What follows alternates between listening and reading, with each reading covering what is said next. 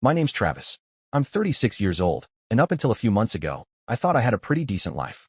I run a small landscaping business here in Tennessee. Nothing fancy, just me and a couple of guys mowing lawns, trimming hedges, and laying mulch for folks who don't want to do it themselves. I've been married to my wife, Lauren, for 9 years. She's 33, a part-time hairdresser with a smile that used to light up my world. We've got no kids yet, which I'll get to later, but let me start by saying I never thought I'd be sitting in my truck at 3 in the morning, parked outside what used to be our house, typing this all out on my phone. It all started with a dumb little text message. I was sitting on the couch one evening, flipping through channels, when my phone buzzed. It was a notification from our shared PayPal account, something about a refund for a purchase I didn't recognize. I'm not big on online shopping. I'd rather go to the hardware store and pick up what I need with my own two hands. So I opened the app, curious, and saw a refund for a $200 pair of boots. I didn't buy any boots. I asked Lauren about it when she got home from work. "Oh, that must have been a mistake," she said, brushing it off with a wave of her hand. "I'll look into it tomorrow." That should have been my first red flag, but I let it slide. Lauren's always been good at smoothing things over, and I trusted her. We met back when I was just starting my business, living in a tiny rental with mismatched furniture and a truck that barely ran. She didn't seem to mind the simple life back then. She'd cook dinner in our cramped kitchen, and we'd talk about building a future together. Her family, though, that's where things got messy from the start. Lauren's folks, Brenda and Hank, live about 20 minutes away in a rundown split-level house. Hank's a mechanic who picks up odd jobs when he feels like it, and Brenda's been looking for work for as long as I've known her. Then there's Lauren's older brother, Mitch, who's 38 and still lives with them, supposedly working on some app he swears will make him rich. Her younger sister, Tara, is 29, a bartender who dreams of being a singer. They're not exactly the picture-perfect family, but I figured, hey, nobody's perfect. Family's family, right? The trouble started small, like it always does. A couple years into our marriage, Brenda called Lauren in tears because their water heater broke. Lauren gave me this look, big, pleading eyes, and said, "Travis, they can't afford to fix it. Can we help them out, just this once?" I'm not made of money, but my business was doing okay, so I wrote a check for $800 to get them a new one. I thought that'd be the end of it. But then Hank needed new tools for his shop because his old ones got stolen, or so he said. That was another $600. Mitch asked for a short-term loan of $10,000 to get his app off the ground. Tara's car died, and she couldn't get to work without a new one, so I helped her with a $5,000 down payment. Lauren always had the same line. "They're my family, Travis. We can't let them struggle when we're doing fine." I tried to be the good guy. I told myself I was helping out, being a supportive husband. But every time I brought up money or asked when they'd pay me back, Lauren would get all teary-eyed and say I was being selfish. "You don't understand how hard it is for them," she'd say. So I kept quiet, and the requests kept coming. Over the years, it added up, way more than I wanted to admit. That PayPal refund, though, it nagged at me. The next day, I logged into our account and started digging. Turns out, those boots weren't a mistake. Lauren had bought them, returned them, and the refund went back to a credit card I didn't even know existed. I checked our bank statements online and found charges I couldn't explain, $300 at a boutique, $150 at a spa, $500 at some electronics store. None of it made sense. We don't live like that. I pulled our credit report that night while Lauren was asleep, and that's when I saw it.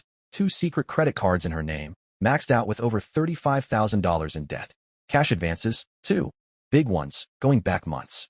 I sat there in the dark, staring at the screen, my stomach churning. I didn't sleep that night. The next morning, I called my buddy Jake, who's an accountant, and asked him to meet me at the diner. Over coffee and greasy eggs, I laid it all out. The secret cards, the weird charges, the years of helping her family. Jake didn't say much at first, just scribbled notes on a napkin. Then he looked up and said, "Travis, they've been playing you like a fiddle. You need to get ahead of this." That's when I decided to confront them. I called Lauren and her whole family over to our house that weekend. I spent 2 days putting together a spreadsheet. Every loan, every emergency, every dime I'd given them. It came out to $185,000 over 9 years. I printed it out, laid it on the kitchen table, and waited for them to show up. They walked in like nothing was wrong. Brenda was complaining about her bad back. Hank was grumbling about gas prices. Mitch was on his phone, and Tara was humming some tune. Lauren sat next to me, looking nervous. I didn't waste time. I pushed the spreadsheet across the table and said, "This is how much you've taken from me. I'm done. No more money." The room went quiet for about 10 seconds. Then Brenda started crying, saying I was cruel for attacking them. Hank just stared at the table. Mitch smirked and said, "You're just mad you're not part of the family." Tara rolled her eyes and muttered something about me being cheap. Lauren, though, she lost it. She stood up, tears streaming down her face, and yelled, "You're trying to tear me away from my family, Travis. You're so controlling." That's when Brenda dropped the hammer. She looked me dead in the eye and said, "We never wanted you around anyway. You were just a paycheck. Always have been." They all laughed. Hank, Mitch, Tara, even Lauren. It was like a punch to the gut, but I didn't flinch. I just nodded, stood up, and said, "Good to know where I stand." 3 days later, Lauren served me with divorce papers. The claims? Emotional abuse and financial manipulation. They were trying to spin me as the bad guy, the tyrant who kept poor Lauren under his thumb. I drove to Jake's place that night, papers in hand, and we started planning. They thought they'd won. They had no idea what was coming. So there I was, Travis, 36 years old, sitting in my truck outside what used to be my home, still reeling from Lauren serving me those divorce papers. It was a Thursday night, cold for Tennessee this time of year, and I couldn't bring myself to drive back to the little apartment I'd rented across town. My head was spinning with everything that had gone down, the confrontation, Brenda's words, that laugh they all shared. But I wasn't about to let them roll over me. Not anymore. The next morning, I met up with Jake again. He's been my buddy since high school, the kind of guy who's quiet but sharp as a tack. He's an accountant, not a lawyer, but he knows numbers and he knows people. I brought my laptop and a stack of papers to his place, a little brick house on the edge of town with a messy yard and a dog that barks at everything. We sat at his kitchen table, coffee going cold, and I showed him the divorce papers. Emotional abuse and financial manipulation, I said, pointing at the words. Can you believe this crap? Jake leaned back in his chair, rubbing his chin. They're trying to flip the script, Travis. Make you look like the bad guy so they can squeeze more out of you in the divorce. But you've got something they don't prove. He tapped the spreadsheet I'd made, the one showing the $185,000 I'd shelled out to Lauren's family over the years. This is a start, but we need more. You've got to dig deeper. I nodded. I'd been too trusting, too blind, but I was wide awake now. Jake told me to check everything, bank accounts, credit cards, even old emails and texts. They've been sloppy, he said. People like this always are. They think they're smarter than you, but they leave trails. That afternoon, I went to my bank and asked for statements going back 5 years. The teller, a nice lady named Marcy who's known me since I opened my business account, gave me a funny look but printed everything out. I took the stack home and started going through it line by line. It didn't take long to see the pattern. Every time Brenda or Hank had some emergency, a busted fridge, a leaking roof, whatever, there'd be a big withdrawal or charge around the same time. But then I noticed something else. Charges at places like Macy's, Best Buy, and some fancy salon in Nashville. Hundreds of dollars at a time, sometimes thousands, and I sure as hell wasn't shopping there. I remembered something Lauren had asked me a few years back. She'd wanted to be added as an authorized user on my main business credit card, the one I use for buying equipment and supplies. Just for emergencies, she'd said, and I'd agreed because I trusted her. I pulled up the online account for that card and started scrolling. My jaw hit the floor. There were charges going back years, $400 at a jewelry store, $600 on concert tickets, $1,200 at some boutique hotel. None of it was business-related, and none of it was me. I called Jake right away. You were right, I said. She's been using my card for everything. Her family's emergencies? Half the time, they were just an excuse for her to go shopping. Jake told me to screenshot everything and save it on a USB drive. Keep copies in 2 places, he said. You never know what they might try. That night, I stayed up late going through old text messages. I found dozens of conversations between me and Lauren where she'd begged me to help her family. Mom's car broke down again, Travis. She can't get to her job interviews without it. Mitch just needs a little more for his app. He's so close. Dad's got a bad cough, and they can't afford the doctor. Every time, I'd cave, thinking I was doing the right thing. But now I saw it for what it was, a con. The next day, I decided to take it a step further. I drove to the house when I knew Lauren would be at work and let myself in with my key. We were still legally married, and it was still my house too, so I figured I had every right. I went straight to the bedroom and started looking through her stuff. In a drawer under some clothes, I found a notebook with Brenda's handwriting on the cover. I opened it, and my blood ran cold. It was like a playbook for screwing me over.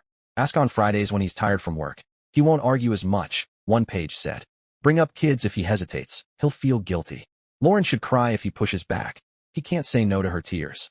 There were even notes about timing their requests around my paydays. I took pictures of every page with my phone, my hands shaking. This wasn't just Lauren going along with her family. This was planned, calculated, a whole system to bleed me dry. I grabbed the notebook and a few other things, bank statements, a couple of old credit card bills, and left before she got home. Back at my apartment, I called Jake again. I found a gold mine, I told him. They've been playing me like a damn fool. Jake told me to hang tight and said he'd call his cousin, Sarah, who's a divorce lawyer in Knoxville. She'll know what to do with this, he said. But you need to be smart, Travis. Don't confront them again until we've got a plan. That night, I sat on my couch, a cheap thing I'd picked up from Walmart, and stared at the pictures on my phone. The good times with Lauren, the early days when we'd laugh and dream together, they all felt like a lie now. But there was something else growing in me, something stronger than the hurt.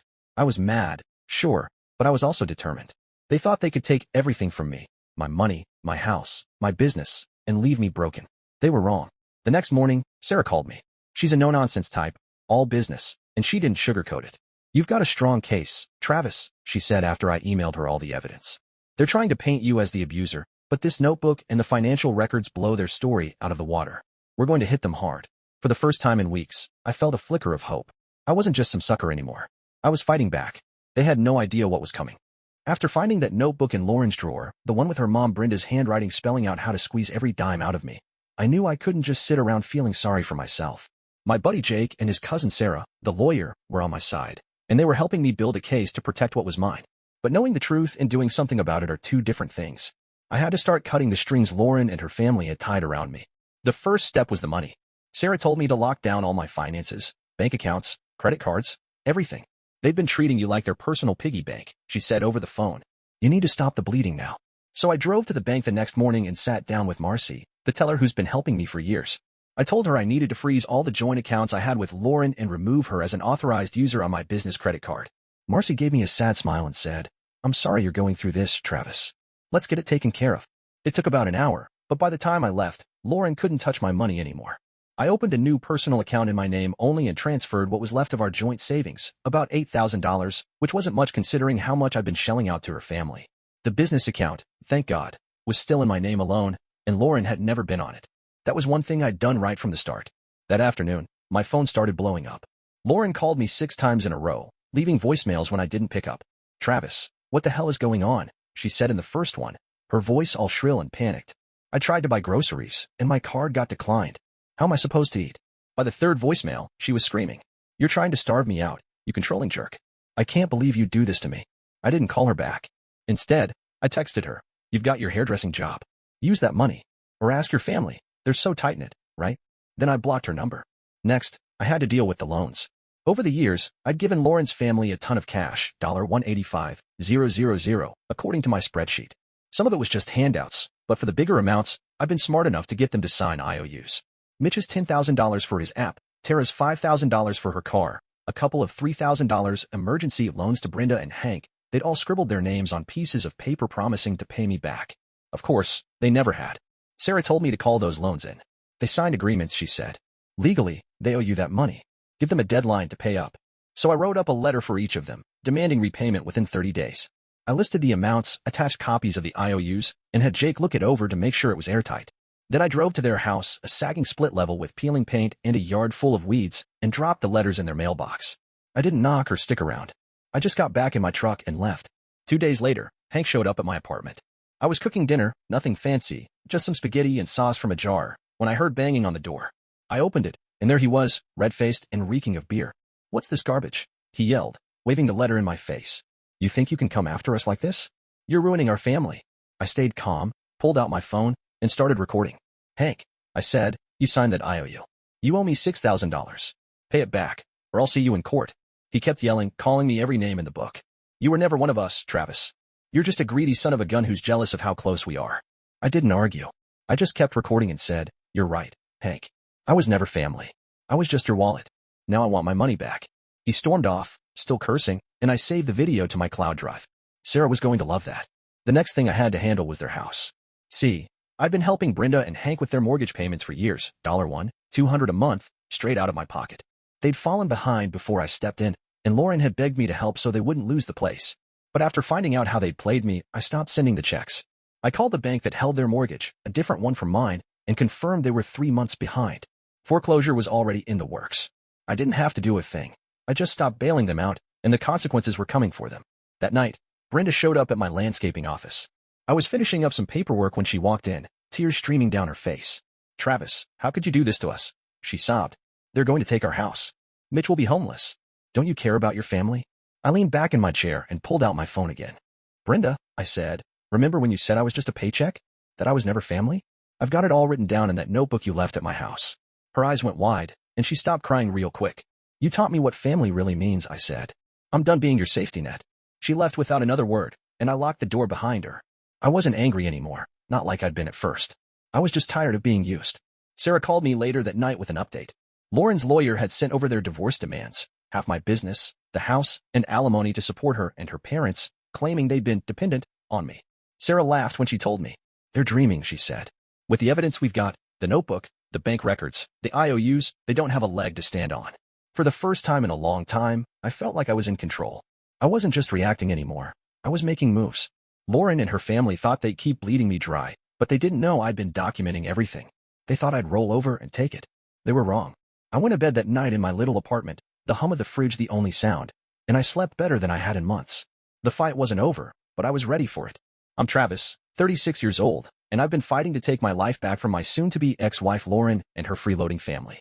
It's been a couple of weeks since I froze the bank accounts, called in the loans, and stopped paying their mortgage. Things were starting to heat up, and I could feel the ground shifting under my feet. I wasn't just the quiet guy who wrote checks anymore. I was the one pulling the plug, and they didn't like it one bit. The first real blow came about a week after I sent those repayment letters. I was out on a job, mowing a lawn for a nice older couple on the edge of town, when my phone buzzed with a text from Tara, Lauren's younger sister. "You're a real piece of work, Travis," it said. "Mom and Dad are losing the house because of you, and now I've got nowhere to crash when I'm between places. Thanks a lot." I didn't reply. I just took a screenshot and added it to the growing pile of evidence Sarah, my lawyer, was collecting. Tara had always acted like she was above it all, flitting around with her bartending tips and her big dreams of singing, but she'd been living off me too, crashing in her parents' spare room whenever she couldn't make rent. Later that day, I got a call from my bank. It was Marcy, the teller who'd helped me lock everything down. "Travis," she said, her voice low, "I thought you should know Lauren came in this morning trying to access the joint accounts. She was pretty upset when I told her they were frozen. She started yelling about how you're trying to ruin her life." I thanked Marcy for the heads up and asked her to let me know if anything else happened. Lauren wasn't giving up easy, but neither was I. That night, Mitch showed up at my apartment. I was sitting on my couch, eating a sandwich and watching some old football game, when I heard a pounding on the door. I opened it, and there he was, Lauren's older brother, all puffed up and sweaty, his eyes wild. "You think you can just demand $10,000 from me like that?" he shouted, stepping into my space. "That app's about to take off, and you're screwing me over right when I need to focus." I pulled out my phone, hit record, and stepped back. "Mitch," I said, calm as I could, "you signed an IOU. You owe me that money. Pay it back, or I'll take you to court." He kept ranting, waving his arms around. "You're nothing but a selfish jerk, Travis. We took you in, made you part of the family, and this is how you repay us." I almost laughed at that. "Part of the family?" I said. "You mean the part where I paid your bills and you laughed about it behind my back? I've got the notebook, Mitch. I know what you all planned." His face went pale for a second, but then he doubled down, calling me every name he could think of. I just kept recording until he finally stormed off, muttering about how I'd regret this. The next day, I got a call from Sarah. "Good news and bad news," she said. "Good news is, the evidence you've been collecting, the notebook, the bank statements, the recordings, it's gold. We've got a rock-solid case to counter their claims of abuse. Bad news is, Lauren's lawyer just upped the ante. They're claiming you've been hiding assets and refusing to support her, and they're asking for a bigger chunk of your business." I felt my stomach twist, but Sarah was quick to reassure me. "Don't worry, Travis. They're grasping at straws. We've got proof they've been the ones hiding things, like those secret credit cards. Just keep doing what you're doing." That afternoon, I decided to check on something else. I've been helping Mitch with his truck payments, a beat-up Ford he claimed he needed for business meetings about his app. I put it in my name because his credit was shot, and I'd been making the $350 monthly payments for 2 years. After everything that had happened, I wasn't about to keep paying for it. I called the finance company and told them I wasn't authorizing any more payments. They said they'd start the repossession process if the payments stopped, and I told them to go ahead. Mitch could figure it out on his own. Sure enough, 2 days later, I got a frantic call from Brenda. "Travis, they took Mitch's truck," she wailed. "How's he supposed to get around? He's got interviews lined up." I didn't buy it for a second. "Brenda," I said, "he's had 2 years to get a job and take over those payments. I'm done footing the bill." She started crying, begging me to reconsider, but I hung up and blocked her number. I was through with the guilt trips. The community fallout started picking up too. Brenda's best friend, Linda, who works at the local grocery store, had been spreading stories around town about how I was a heartless monster who'd abandoned my family. I'd known Linda for years. She'd always been nosy, sticking her nose into everyone's business.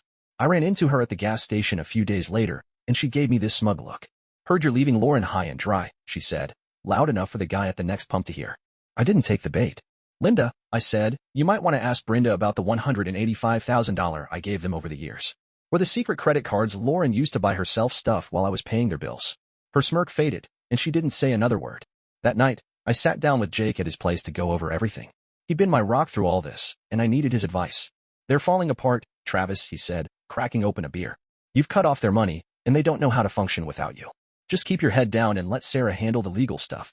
I nodded, feeling a mix of relief and exhaustion. "I just want this over, Jake," I said. "I want my life back." As I drove home, I got a text from an unknown number. "Travis, it's Lauren. Please meet me tomorrow. We need to talk. I'm sorry about everything." I stared at the message for a long time, my thumb hovering over the reply button. Part of me wanted to believe her, to think she'd seen the light and wanted to fix things. But then I remembered that notebook, the years of lies, the way they'd all laughed at me. I didn't reply. I blocked the number and kept driving. They taught me a hard lesson about trust, and I wasn't falling for it again.